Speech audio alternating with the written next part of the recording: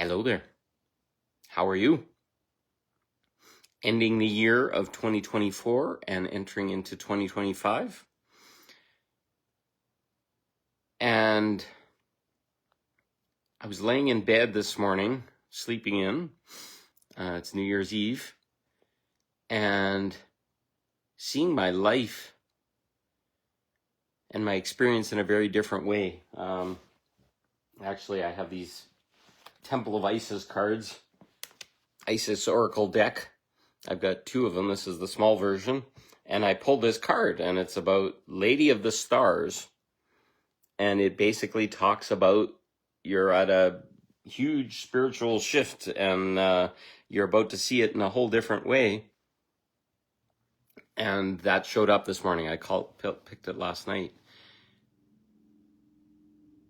I could probably describe my life and all the stuff that's smashed, and another thing is hell over the last little while. But I've always held out in self-responsibility that it's all happening for me, not to me.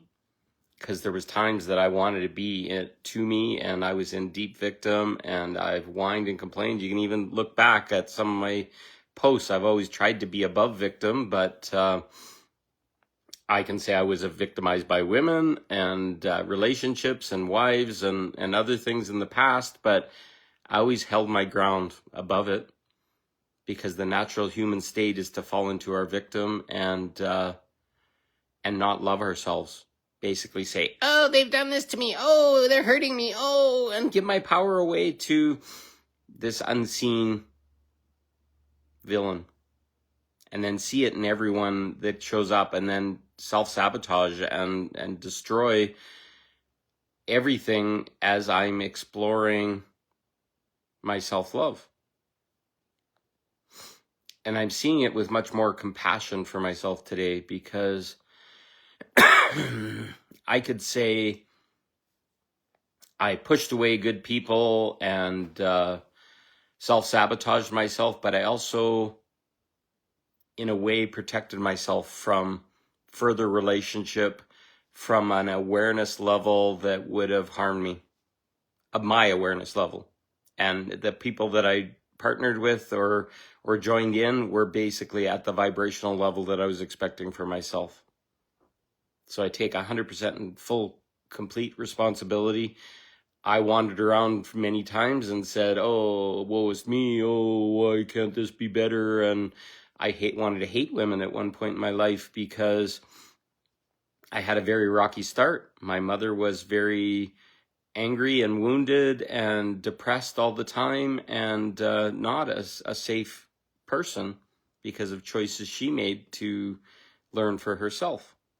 And that projected into other members of my family. And then I married the same thing in my wife, because that's what I thought love was. But it was a very distorted, codependent,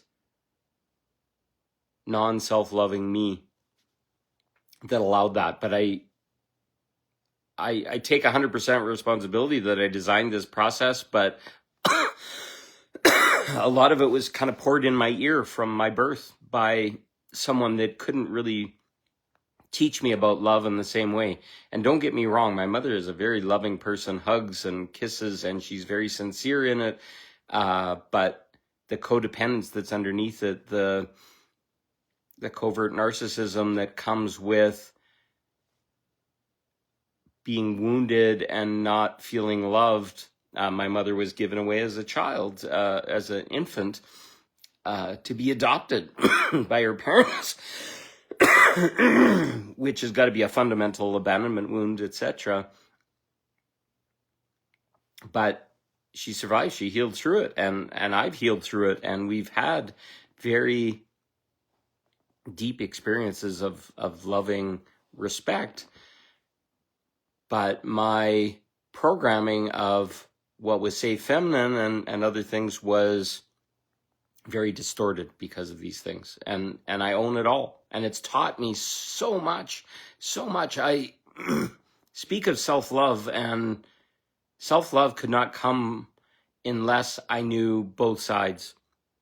what doesn't love feel like? What does codependence feel like? And I was deeply in codependence for a very long time, and attachment and other things. And I thought marriage and love and all this kind of stuff was the other person just pleasing you and making you happy, and you pleasing them and making them happy. And then a big imbalance comes and everything falls apart and smashes. That was my marriage.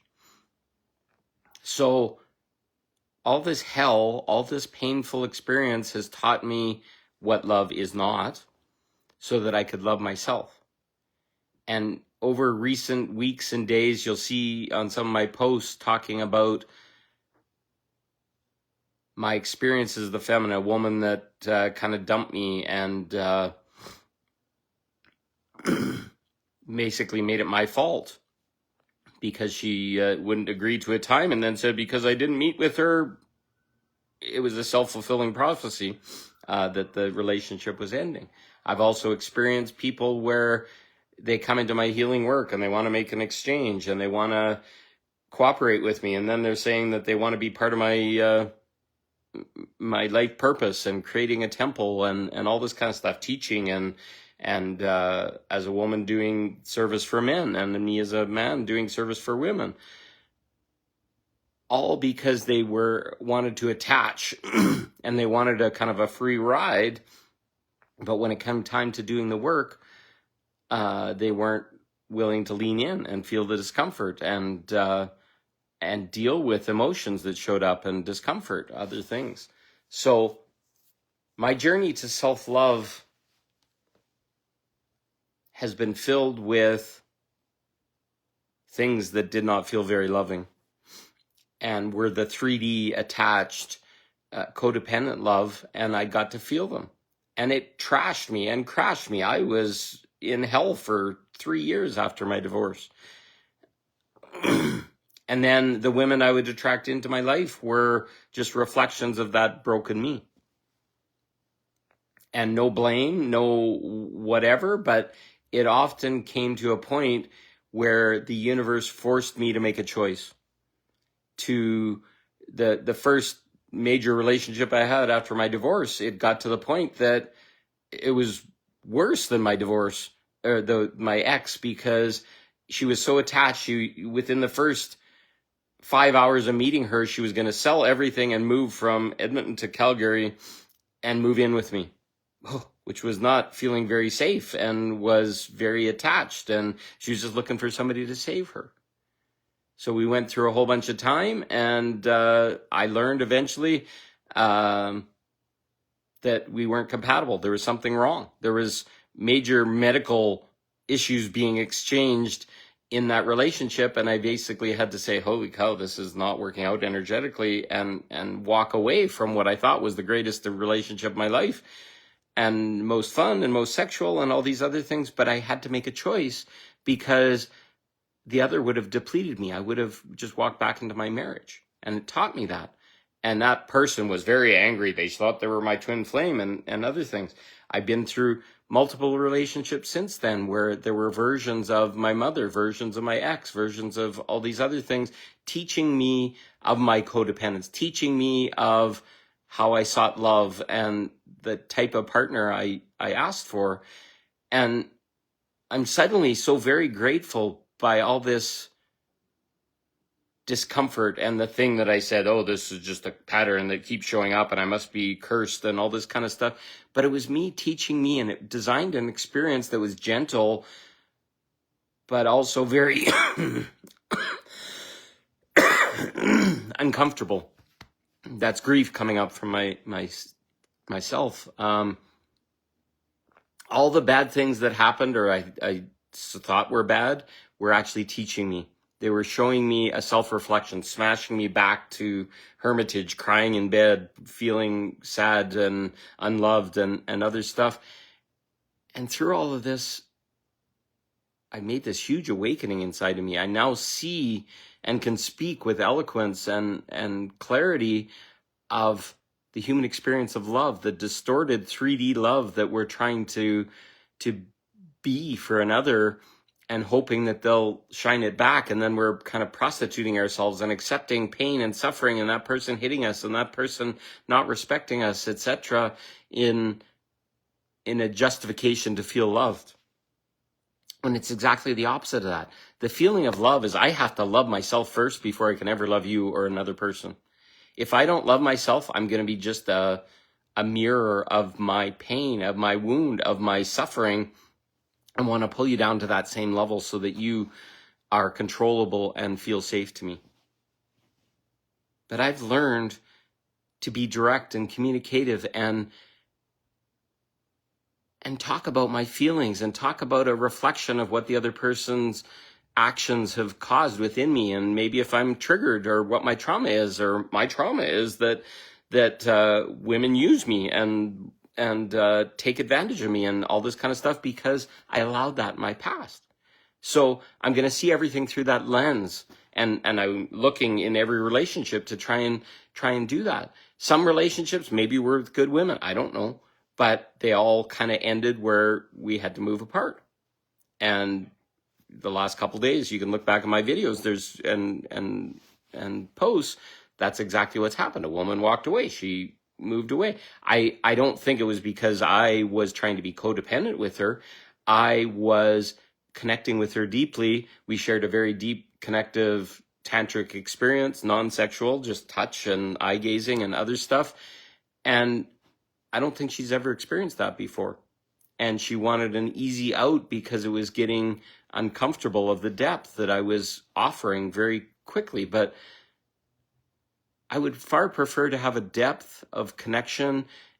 And that was what her ask was. She wants to feel connection. She wants to feel different from her marriage. It's a healing experience to go into that with someone where they're willing to offer that in loving connection and feeling it. And there's a whole bunch of self-introspection that happens. It's like, oh, why is this so weird or uncomfortable or whatever? Because they're not used to love in the unconditional way. So there's me exploring and expanding and welcoming better in, but that's at a level that not everybody's ready for.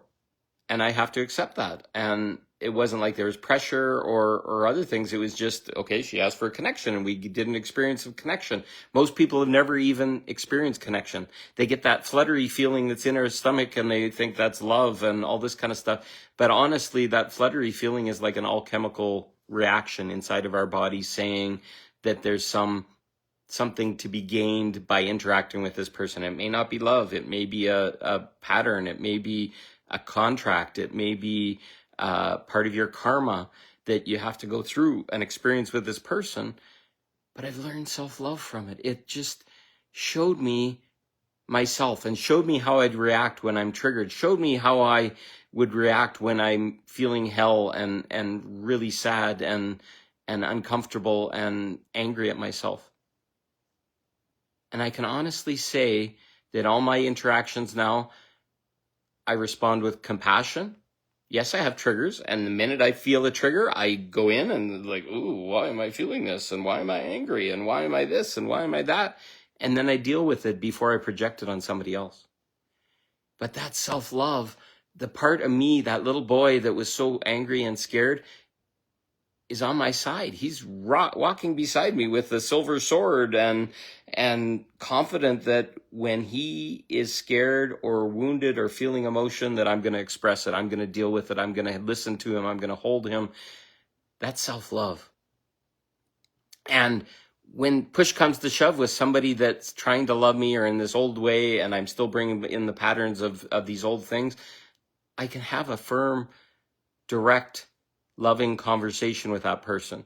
And often that other person is in the old pattern, so they can't even recognize that conversation as love. They see it as a projection or an attack, but it's not an attack. If I say, my experience of you was this, you said you'd do this, and then when we met, you didn't do that, and I can hold them accountable to it or whatever, they don't like it. It's like, oh, well, I can't get away with murder anymore. I can't do these things to harm you, so I feel better about myself. They don't even know they're doing it. That's just love for them because it's inverted. It's all distorted. My love has to choose me first. And some people would call that selfish. Well, if you're not selfish and you're doing stuff just to please someone else, it's going to be a bombshell that's going to explode for all of us. long term. So are you direct? Are you communicative with your lovers, your partners, the people that you're having trouble with? There's a huge lesson to be learned in sharing vulnerably about what you're feeling and not letting it eat you up and then get kind of reflected back at them indirectly, which just destroys relationships and eats you alive inside. But that's been the accepted way. I can't be direct. I can't discuss this. Oh, maybe they'll get mad or whatever. Well, if they get mad, it's a good thing. If you're doing it from loving, like not fuck you, get the hell out of my life or whatever, if you're reflecting for them and saying, I'm feeling really uncomfortable, I'm feeling really unsafe, I'm feeling this, can we talk about it? How are you feeling? And once you know what they're feeling, then a gate opens. Vulnerability will set us free and you will soften inside. And I will tell you right now, the self-love that I've learned, being vulnerable, speaking my truth, speaking what I feel in the moment has served me so deeply.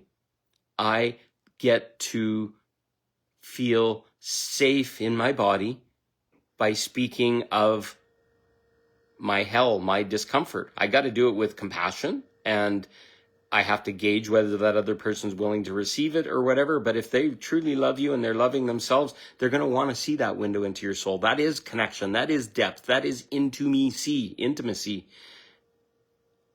From that opens a gateway of love. Their heart opens. Maybe they into me see. I can now see them.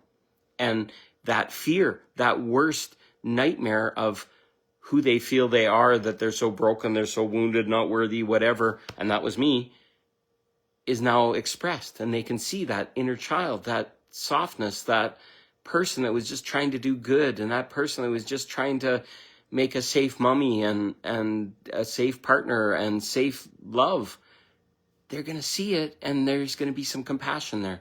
And maybe you're going to see their inner child. And then that's what self-love is. When you can hold your inner child throughout everything that's going on, that hell, that thing where you want to run away, that thing you want to hide in the corner, that thing you want to lash out and hurt them.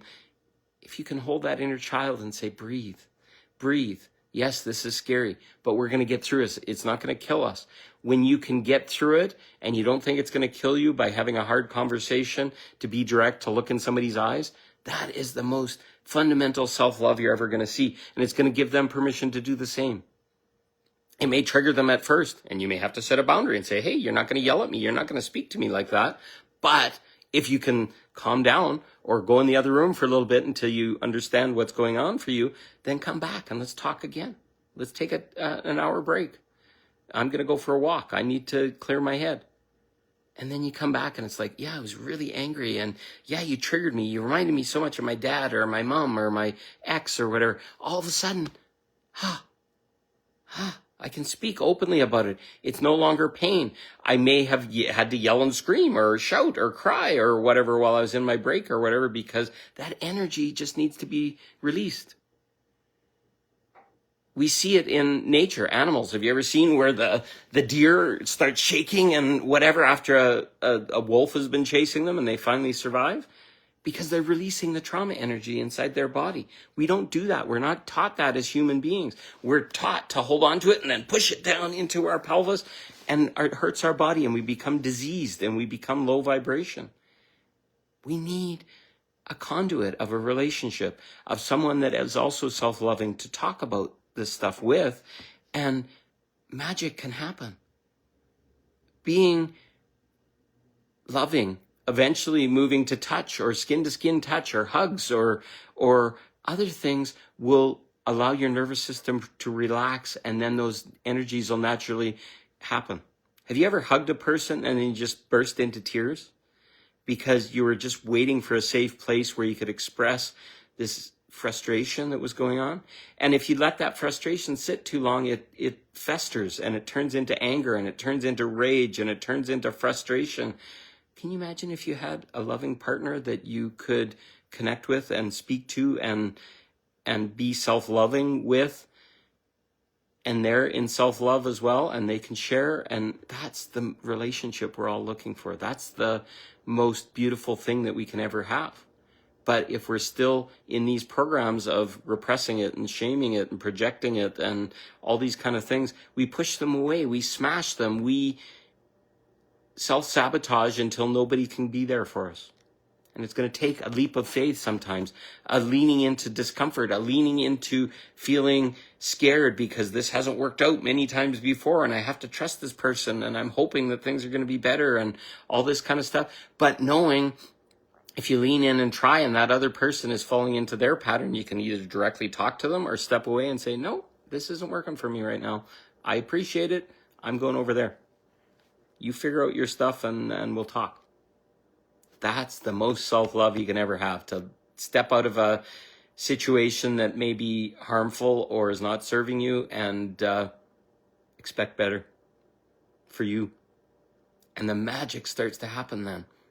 That is the most self-love you're ever going to find. Stepping away from maybe family, codependence, all this kind of stuff. I've had periods where my sons walked away from me for 6 months and I didn't know why and I thought I was bad and all this kind of stuff. My son came back afterwards and said, Dad, you were so codependent. You were in a bad relationship. You're in all this kind of stuff. You needed to crash. From a 18-year-old kid. And he's got his own stuff. He's going through his own period of doing that right now and trying to love. And the woman he loves was planning to be married. And she eventually did get married, but they were acting like a couple. And is that a marriage that's going to last? So my son is going through, the patterns of our children are so much tied to our patterns. So in me healing this and giving a good example, I'm healing the whole lineage. I have had this really dark, dense experience to clean up all the shit from my past and my lineage and my genetics and epigenetics and all this kind of stuff. And I'm now able to look at it and say, that created resilience in me. That created love. That opened my eyes to this. I'm not waiting around for love. I'm stepping into possibility. I'm leaning into trying to have relationships and other things to clean out the last bits of the programs of the bits so that I can be fully worthy. And I'm to the point where I'm starting to feel fully worthy of welcoming a divine relationship. It doesn't mean it's going to be any easier. It's going to be all love and light and sex and play and all this kind of stuff. It's going to mean that I'm going to have to face the last bits of everything that's in my nervous system. She's going to have to face that as well. Because that's in self-love. That's the deepest spiritual work you're ever going to do, is to lean into loving yourself at all costs and with compassion and with love, and something where you can have something that would destroy a traditional relationship with a person, and basically you just both agree to step back for a little bit.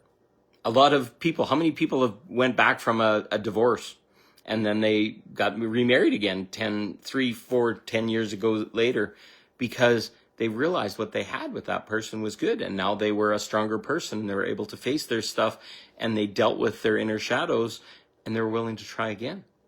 But at that time, they judged their partner wasn't growing. Well, maybe the partner needed to grow through separation, through pain, through the suffering of divorce. I see in my past partner, she has grown so much. She was very, I don't know, like living off of me and stuff. Now she's got her own business and she's very successful and has her own house and all these things. And I'm so proud of that, because she was very codependent. She was living off of me and she went through a lot of pain and suffering to do that. I went through a lot of pain and suffering as well. So a lot of times divorce or these breakups and other things are exactly what we need. So I'm going to end it there. It's been long, but self-love is an act of, first put your hand on your heart, feel your self-love, love yourself. When something shitty shows up and it feels uncomfortable and you're just like, oh, this is happening again or whatever, send love to it. Send love to you. Send love to that little child and get that little child, come sit with me. And I'm holding my little child, and feel it and just know that you're a team, and that little child's fear and frustration and programs from childhood are acting out you as an adult. And if you attack another person and your partner and you project all your shit on them and all this kind of stuff, is probably a symptom of you being pretty unhappy inside. So what's the first step to being happy with yourself? First step, take a deep breath. Feel into your body, get grounded. Feel your energy field sink into your body. Feel your butt and your energy of your butt just to kind of join together. And feel loved. Feel excitement. Feel happiness. And then make a choice. I'm going to feel better. I'm going to feel happy. That relationship that I want is coming in. If you're still in relationship, I'm going to figure out a way to help this work better for me. That's self-love. Don't assume the worst and, oh, this person's awful and this woman's awful and blah, blah, blah, and they're just not growing and all this kind of stuff. No, there's a reflection of you in them. What do I have to look at in me first to make this better? Or from my reactions, no longer reacting and no longer feeling my pattern continue to grow and then self-sabotaging myself into believing that all people are bad, all men are bad, all women are bad, or they all have these wounds or whatever. No, it's me. Me first. I have wounds. Okay, what wounds do I have to look at? What pain, what emotion do I have to release that's festered inside of me? And what's going to make me feel better right now? I love you, Paul. I love you. Feels amazing. Say that. Put your hand on your chest, just like I'm doing, both hands if you want. Say, I love you. And just feel it. Feel that little wave of, and then when your day gets shitty or whatever, put your hands on your heart and say, I love you. I love you. Not around your partner or anybody else can confuse it. Just say, I love you.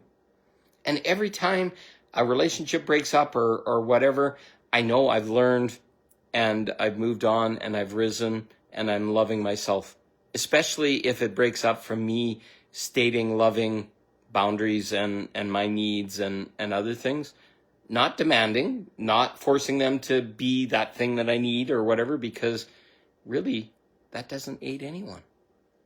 But having compassion and saying, hey, I see you. Yeah, you're having your own stuff or whatever. Go spend some time. Go think about it. Go deal with it. We'll talk when you're ready. But only when you're ready. I don't want to force it. I don't want to, you need to do this or whatever. Because that's how we get into the big mess. So self-love. Self-love. Sit with that. Self-love will change your life. Self-love will bring in the relationships you need. It'll bring in the abundance. It'll get your purpose right and clear. And your eyes will shine like this. Because I self-love. I unconditionally love myself. I fucked up. I made mistakes. I forgive the fuck out of myself all the time. Do you? Do you? What are you holding yourself for? What did you do wrong? Did you do a bad divorce? Did you hurt your partner? Did you whatever? Forgive yourself. With the consciousness you had at the time, that's probably all you could have done. And now you've learned and you'll do better. There's forgiveness. Have I learned from this? And I'll do better. And you'll be surprised. I love you. Thank you. You got this. Love yourself.